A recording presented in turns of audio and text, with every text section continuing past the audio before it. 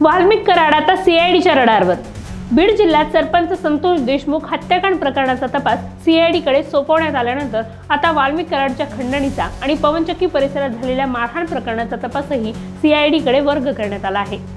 यामुळे वाल्मिक कराडच्या अडचणी वाढू लागल्याचे दिसत आहे। पोलीस महासंचालकांनी हे सर्व गुन्हे तात्काळ सीआयडीकडे वर्ग करण्यात यावेत असे आदेशच पोलिसांना दिले आहेत। सीआयडीकडे हे गुन्हे वर्ग करण्यात आल्यानंतर तपास अधिक वेगाने सुरू होईल आणि त्यानंतर या प्रकरणातील आरोपींवर कारवाई करण्यात येईल अशी अपेक्षा व्यक्त होताना दिसत आहे।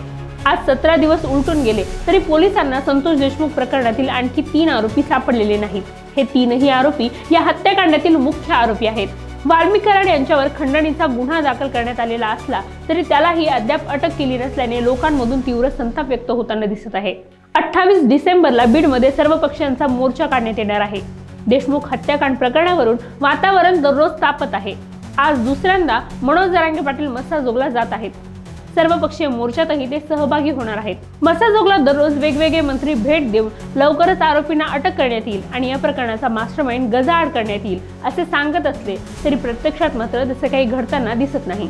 त्यामुळे आता सीआयडीकडे हे सर्व गुन्हे वर्ग करण्यात आले असल्याने वाल्मिक कराड सीआयडीच्या रडारवर आला आहे।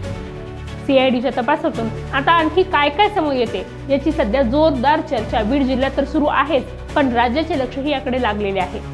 अशाच माहितीपूर्ण व्हिडिओसाठी पाहत रहा लोकाशा टीव्ही आणि आमच्या चॅनलला लाईक, शेअर आणि सबस्क्राईब करायला विसरू नका।